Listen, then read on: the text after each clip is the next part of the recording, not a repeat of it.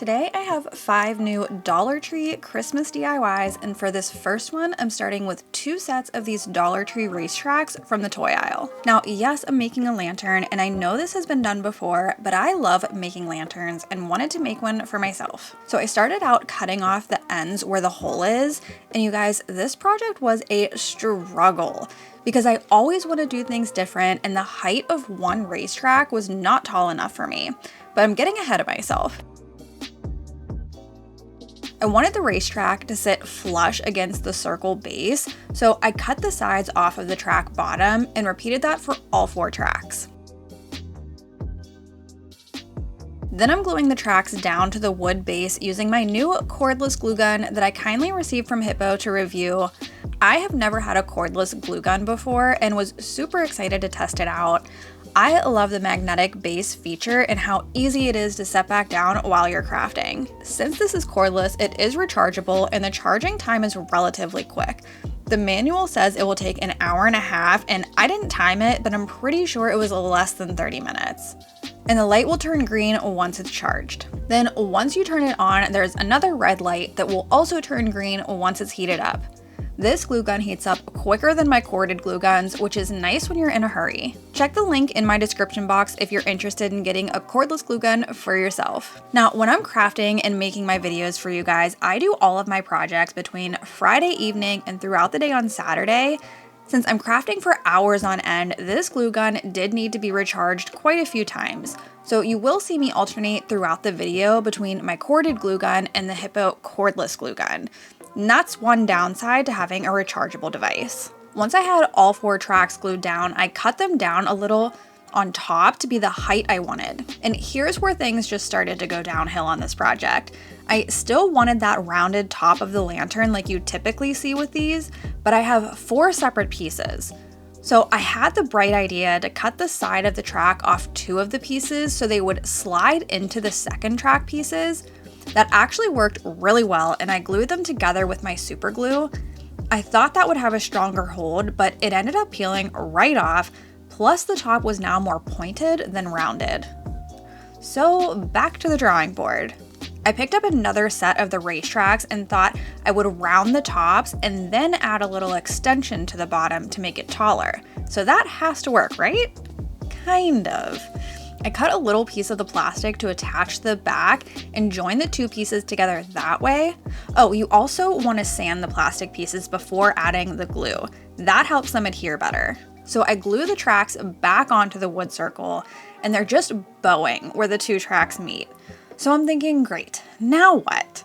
This plastic is just so thin, it is not holding up. Then I thought to grab my giant popsicle sticks and added those for stability. So finally, this thing is coming together. Look at that. Now that I have the base of this lantern built, I wanted to add some detail to the tracks using my IOD Regal Trimmings mold. I have been finding so many awesome ways to use this mold, it was well worth it. This week I'm using my DAS air dry clay, and I'm going through this part quickly, but I do have more in-depth air dry clay videos on my channel and will link one below for you. One thing I love about these IOD trim molds is how you can continue the pattern. There is no need to cut anything. You can make a continuous chain however long you need it. So I covered all of the tracks with this design and set it aside to dry. Next, I painted the clay and track with my black chalk paint. I did not paint the circle base though, and I'm warning you now, there is a lot of painting in this video. On top of the lantern, I had this decorative glass lid, which came off a Dollar Tree jar, and you're gonna see that coming up in another project shortly, but I glued it on top with E6000 and then painted that black as well. And next, I wanted to add feet to the bottom and found this old wooden piece thrifting. I'm not sure what it was meant to be, but I pulled 4 of the circles off and glued them to the bottom.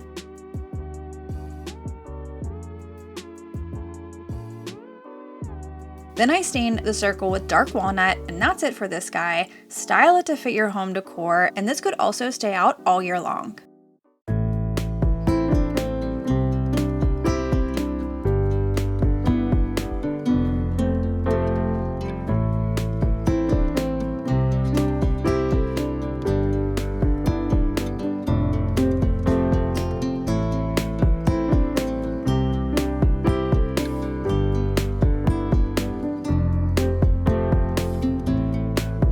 For this project, I'm taking 2 Dollar Tree paper lanterns.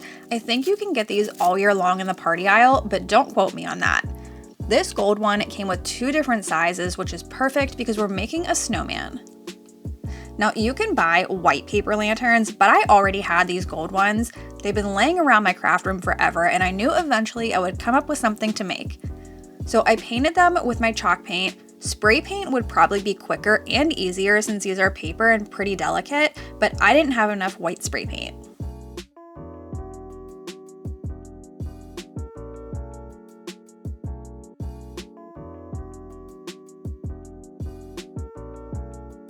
Once the paint was dry, I glued the smaller lantern on top of the larger one, and then I needed a base for the snowman to sit on because he has a little metal piece sticking out of the bottom.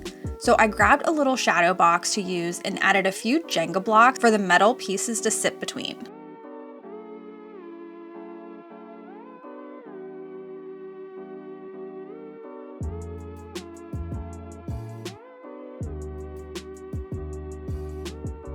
Next, I need a hat for the snowman and just looked around my craft room for things I could use. I found this thin wood circle in a metal bucket.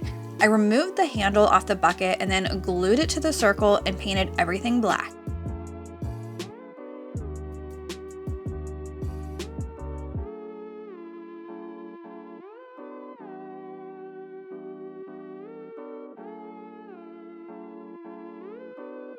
I never mentioned this in my videos, but I used this silicone mat on top of my work surface, which you can paint directly on and it wipes right up. Usually I'll take it over to my sink to clean up, but sometimes I will wipe up a small area right away, and you can see just how easily this comes clean with a baby wipe. And this is also linked in my description box. Now we need to bring the snowman to life. I picked up this wood-shaped variety pack a long time ago from the Dollar Tree and grabbed the 3 different size circles for his buttons and face. I painted these black as well. Then for his nose, I'm using terracotta clay and rolled it into a carrot shape.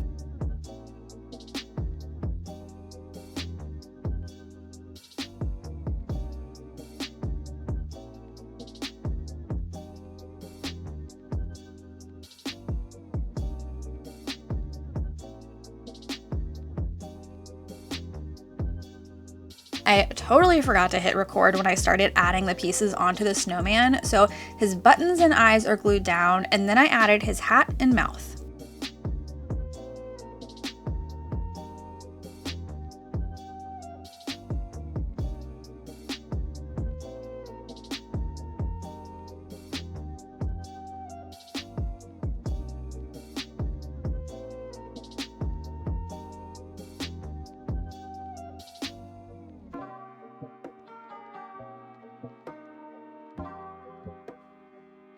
The clay nose is still drying, so I moved on to his arms. I had this large branch and cut a few pieces off to use. I did have to cut a little hole in the paper lantern to stick his arms in and put a generous amount of hot glue to hold them in place. Now, snowmen need a scarf, right? So I grabbed this snowflake fabric and cut a strip for his scarf. I wanted to take it a step further by adding fringe to the ends, so I cut thin strips all along the edge.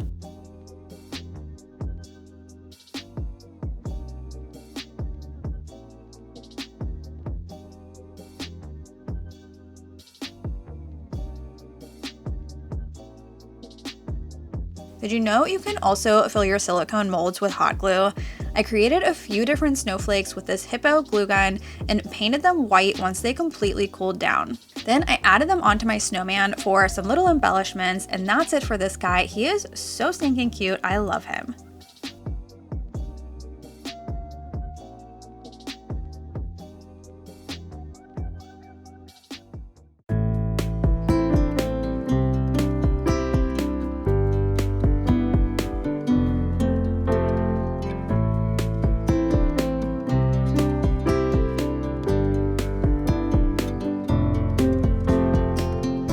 This project is so simple and elegant. This is the jar I got the lid from for the racetrack lantern.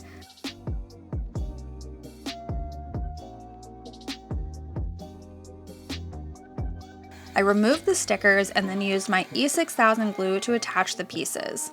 You do not want to use hot glue on glass. It will not hold up over time and will peel right off. I did add hot glue to the center for a quick hold, but let the E6000 dry for a little bit, and then painted just the bottom jar black.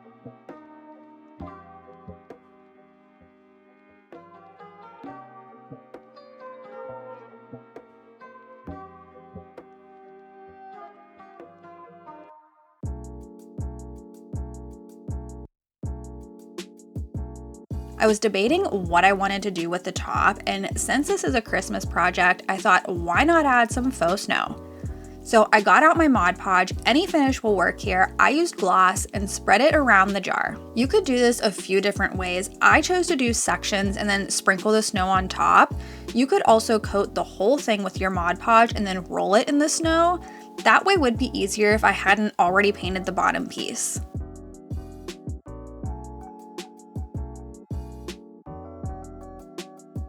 Next, I took my antique gold rub and buff and a tiny little detail paintbrush to add a pop of gold in between all the lines in the glass jar. I love how subtle it is, and you can see less or more of that gold depending on how the light is hitting the jar. It is so pretty. Then I took my finger to rub it along the edge of the jar.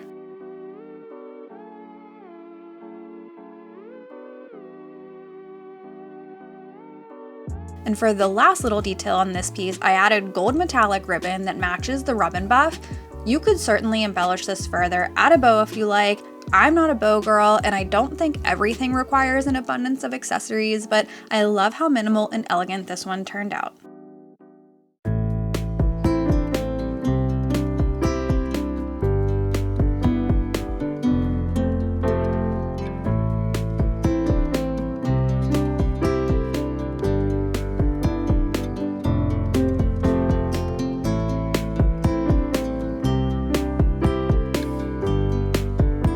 This next project is even easier than the last one. I picked up this decorative glass bowl and a margarita glass from the Dollar Tree.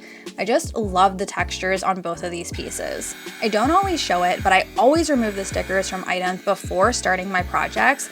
Even if things are going to be glued together and never seen, I just think it adds to the high-end feel I'm always trying to achieve on my channel. Most of the time, I use my heat gun to easily peel the stickers right off. Next, I'm using my E6000 and hot glue to attach the bowls together.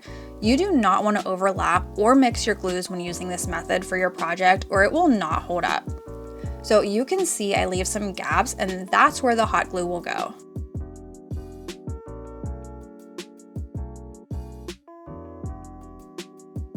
You guys, this was another struggle because I forgot to record when I painted the bowl. I used Muscadine Wine by Dixie Belle, and then I was being incredibly impatient and did not give the glue enough time to set up.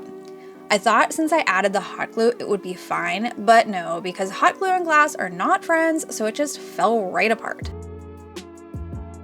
I peeled the hot glue off and then re-glued the parts together and let it set properly this time.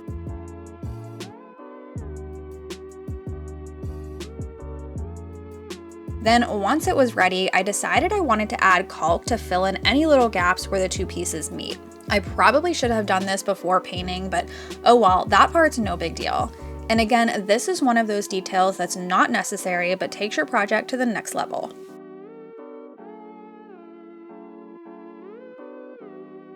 Once the caulk was dry, I painted over it with the red paint, and then I want to add white wax to bring out all the textures and details in this glass. But since this is a matte chalk paint, you want to add a clear wax first. This is going to prevent the white wax from just sticking to your piece and not wiping off easily. I have this bare clear wax that's made for chalk paint and used that. Then I went over top with my Dixie Belle white wax, and I did a pretty heavy white wax on top to make this piece feel more Christmassy. And then I filled the bowl with some faux snow and greenery picks, and that's it for this one.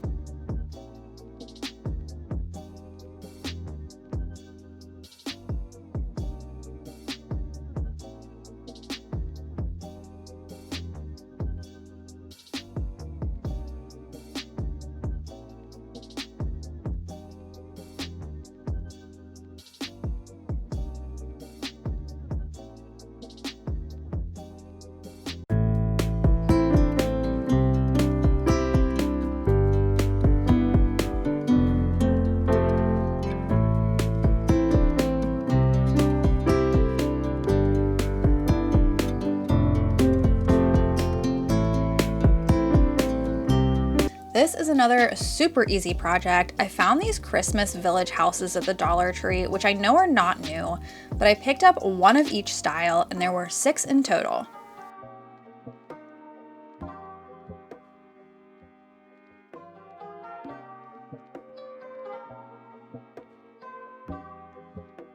Dollar Tree also has a bunch of other village pieces you could get to make a whole scene if you wanted. Here you can see each of the houses that I got. They are so cute.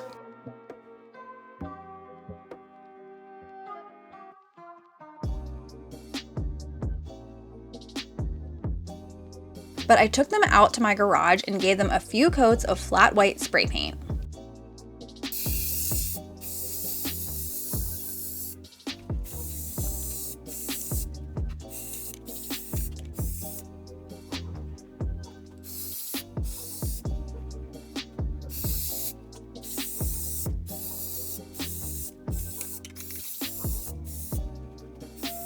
Then once the paint's dry, I'm taking a gold paint marker and going over some of the details on the houses. You could leave them solid white, but I thought this helped to elevate the houses and make them look more high-end. I really wanted to add a few different neutral colors onto the houses, but I didn't have paint pens that would work and didn't want to take the time to paint with a tiny little detail brush. You could paint these any color you choose and add any accent colors to fit your home style. This is just for inspiration, and I love how elegant they look.